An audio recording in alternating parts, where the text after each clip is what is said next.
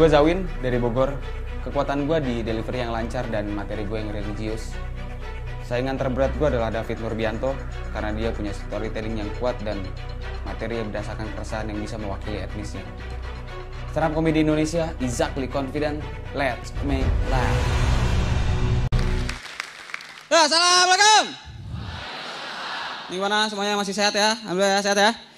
Sehat gak? Kesehatan ya? Kalau menurut gue penyakit itu bisa dibagi menjadi dua. Yang pertama penyakit fisik, yang kedua penyakit hati. Penyakit fisik itu bisa diobati dengan obat-obatan.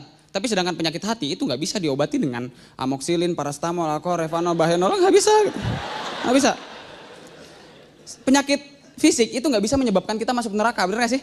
Sedangkan penyakit hati itu bisa menyebabkan kita masuk neraka. Iya.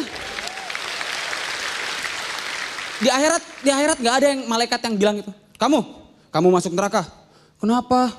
Karena kamu waktu di bumi kena eksim. Nggak ada. Kamu juga masuk neraka. Kenapa? Saya kan rajin sholat. Iya kamu rajin sholat, tapi paha kanan kamu panuan. Kok gitu? Itu yang di depan masuk surga, padahal panuan juga. Iya, tapi dia panuannya sekujur tubuh. Jadi hitungannya ganti kulit. Nggak ada.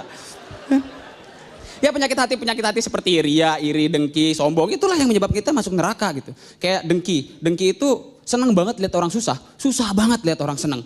Lihat orang punya mobil baru, palingan juga hasil korupsi. Lihat orang punya motor baru, palingan juga kredit. Lihat orang punya istri baru, palingan juga second. Kayak orang biasa kalau mau liburan, mau refreshing liburan, mereka pergi ke pantai, ke gunung, ya kan ke tempat rekreasi. Sedangkan orang dengki kalau mau liburan itu gampang.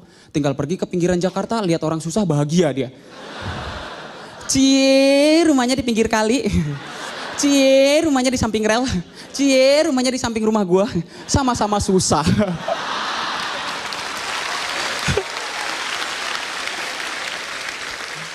Dan ria itu ingin dilihat orang ketika berbuat baik.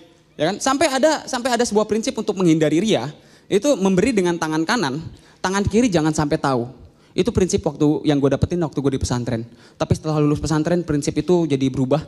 Gue sekarang jadinya memberi dengan tangan kanan, tangan kiri ngambil balik. Ketahuan. Ketahuan. Kan? Kayak ria itu banyak kan cowok-cowok lagi jalan sama ceweknya, terus lihat ada pengemis, dikasih uang 10.000.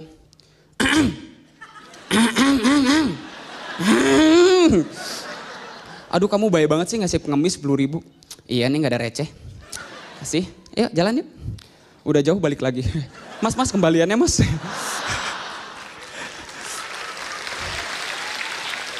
Aduh kembalian ya gak ada receh kembaliannya permen aja ya. Mau sekalian isi pulsa. Dan sebenarnya ria itu adalah hal yang paling ditakutkan oleh Rasul. Beneran. Rasul pernah bersabda, ini akhafu ma akhwafa alaikum musyirkul asghar ayir ria. Bener. Artinya sesungguhnya hal yang paling kutakutkan dari umatku adalah syirik kecil atau ria. Karena ria itu bagaikan semut hitam berjalan di atas batu hitam di malam yang gelap gulita. Nggak kelihatan. Susah ngelihatnya, kayak orang lagi di masjid ada pengumuman sodakoh jariah gitu. Ya sedekah berupa sumbangan berupa karpet masjid dari Bapak Memed. Ria tuh namanya pengen disebutin, nggak boleh tuh. Sumbangan berupa toa masjid dari Bapak Iskak. Ria tuh pengen disebutin namanya nggak baik. Sumbangan sebesar uang 1 juta rupiah dari hamba Allah. Nah gitu tuh baru baik tuh gak disebutin namanya. Itu saya loh.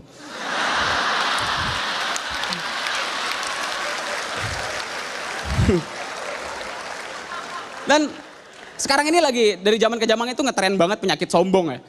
Banyak orang itu sekarang beli HP lebih mengedepankan gengsi ketimbang fungsi. Beli HP sampai 12 juta.